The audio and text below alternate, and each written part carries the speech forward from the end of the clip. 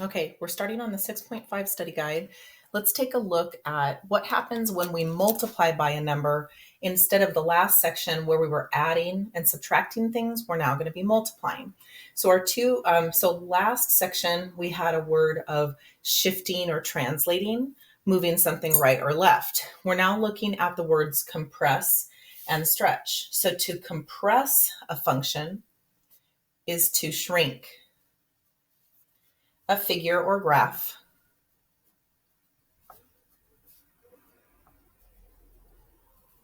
in one direction only.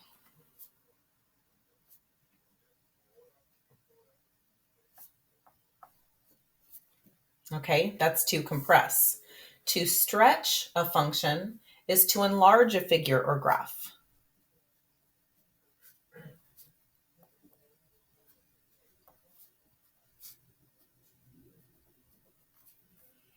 In one direction only.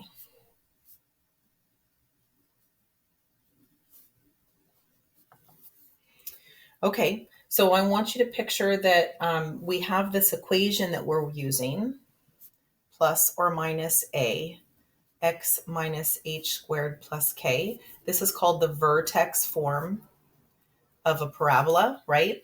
And this plus or minus a, this a is your stretch or compression. Based on what this number is doing, we'll figure out how our graph is changing. So we're going to be focusing on this multiplier today on how it's changing our graph. Okay, let's take a little section down here at the fill in the blanks. So it says here, when you stretch or compress a function, you now are going to change the shape of your graph. So in the lesson prior to today, we were doing a plus or minus to our function, and it was translating it right or left or up or down, but it was keeping the same shape. Now, when we change this a value, and when we stretch or compress a function, it is going to change the shape of the graph. It's going to make your graph, here's the original parent, right? Normal graph. It's going to make your graph skinnier, or it's going to make your graph wider. So this time we are going to be changing the shape of our graph. And this moves me to the next page for the fill in the blanks.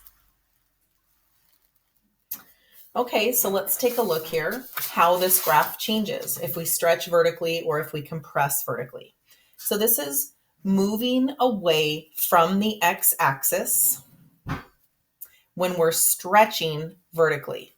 It multiplies the entire function by a number whose absolute value is greater than 1. So picture if you have g of x equal to some number greater than 1, it's going to pull up or stretch the graph vertically. And so in this case, if the normal parent goes out 1, up 1, in this graph, it goes out 1, up 1, 2, 3. That means that this is 3 times the normal stretch. Instead of going out 1, up 1, it's going out 1, up 3. So 3 is my stretch factor in this case. It has been stretched vertically. Now let's look at a compressed vertically, meaning that we're pushing it down away. Instead of pulling it up skinnier, it's pressing it down wider. So this is moving towards the x-axis. This one was moving away from the x-axis. This is moving towards the x-axis. It multiplies the entire function by a number, absolute value k is between 0 and 1. What that means is your a value is a fraction. So this wider version, instead of going out 1, up 1, it's going out 1, up a third of the usual parent graph. It's going up 1/3, or a fraction of the usual. Fraction a values mean a wider graph. Whole number greater than 1 means a skinnier graph. Okay, let's take a look down here.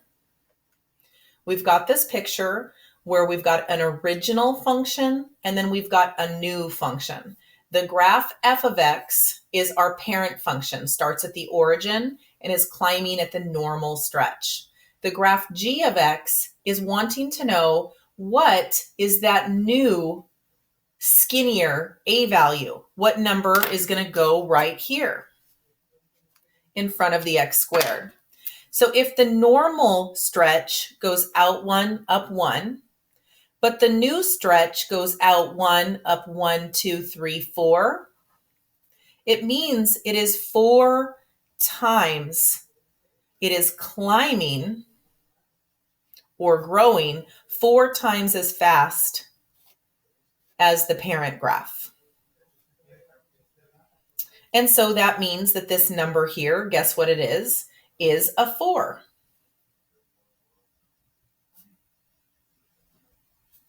So how did we find that it was a 4? We went and looked at the coordinates and we noticed that if the normal output is 1 squared equals 1, we noticed that this output equaled 4.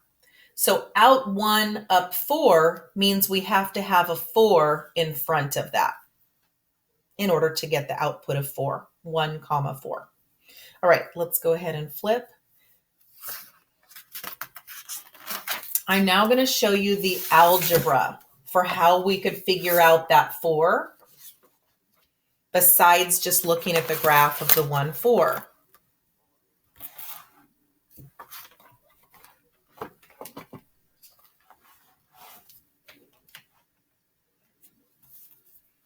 Okay, so if we know that y equals something x squared, and we know that there is a point 1 comma 4 on that graph, that's my x and my y, I'm going to plug these values in and work backwards to find the k.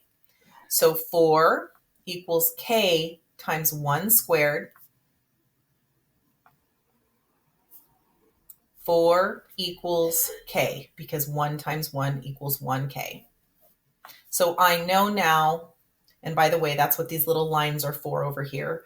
We could say y is equal to kx squared. So we know that k is equal to 4. So now we can plug it into the equation. So there's actual math, actual algebra that we can do to solve backwards for that value. And a lot of the times when we're solving backwards, I solve for a because I'm using the true formula a x minus h squared plus k. Okay, so sometimes I'm showing solving for this a value, solving for a variable a, and sometimes they use the variable k for the constant. All right, let's go ahead and fill in some blanks down here. Now fill in the blanks to complete this chart where we are stretching and compressing horizontally instead of vertically like the page before. So stretching horizontally is moving away from the y-axis. It multiplies the input value by a number. So inside the parentheses this time, it's being multiplied by something between 0 and 1 if it's stretching horizontally. So picture stretching horizontally is like pulling the graph out this way, sideways, like the horizontally. So we're going to have some number inside here that is stretching it. And so it's stretching 1/3 its normal value. So this is stretching out. A fraction is making that wider graph when it's stretched horizontally. Okay, let's talk about compressing horizontally, making it a skinnier graph. Moving towards the y-axis. So this one was moving away from the y-axis. This is moving towards the y-axis. It multiplies the input value by a number whose absolute value is greater than 1. So for example, this one is skinnier. It is growing 3 times as fast as the usual. So inside that input is 3. Notice this 3x is inside. It's the input variable and the entire quantity is squared. Notice the 1/3 is inside and the entire quantity is squared. Let's go look at the next fill in the blanks.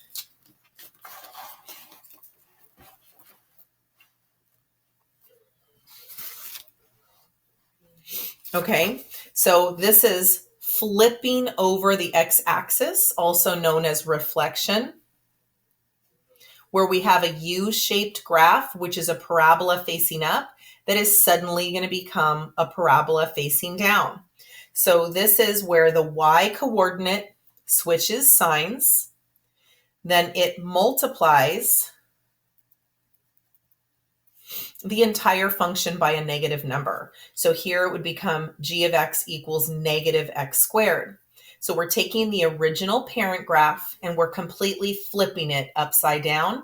The size and shape are completely the same. The orientation has just been flipped. Well, let's look if it's inside the parentheses at an input.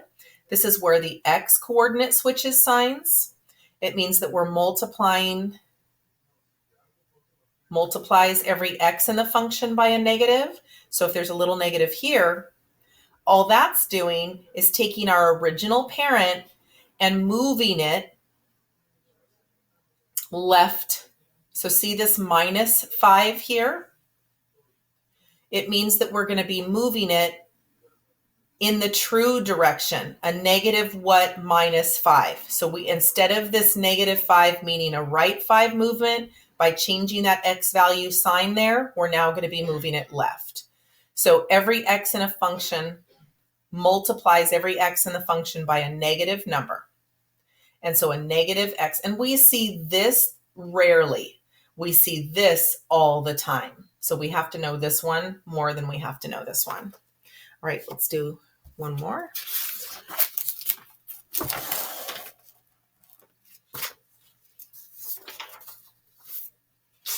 All right, so this one here says that we've got our original parent graph. There it is, f of x equals x squared. And it's being stretched vertically by a factor of 4, and it's shifted 1 unit down. So write the equation for those two changes. So stretched vertically by a factor of 4 is going to put a value of 4 in front. Shifted 1 unit down is going to be a minus 1 to the entire function. This is from our lesson from yesterday. So shifted 1 down is shown there.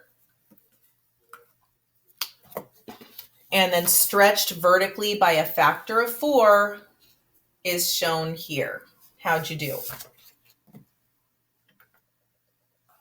Okay, let's go write this last equation, taking the original parent function of f of x equals x squared. And now we're compressing it vertically by a factor of 2 and shifting it 2 units to the left. So here we go writing the equation. Compressing it vertically by a factor of 2 is making it 1/2 or wider. So compressing vertically means making the graph wider. And then a shift 2 units to the left. Remember, left means plus 2. That's going to happen in the parentheses. So shifting 2 units left is shown right here, like yesterday's lesson. And then compressing vertically by a factor of 2, which means making the graph wider, is going to be shown right here with the 1/2. Remember that you have to remember that compressing vertically means a factor of something between 0 and 1. Where should I look in my notes during the Apex quiz to remember that? Compressing and stretching horizontally is mentioned here with these examples. Compressing and stretching vertically is mentioned here with these examples. Keep that in mind, okay?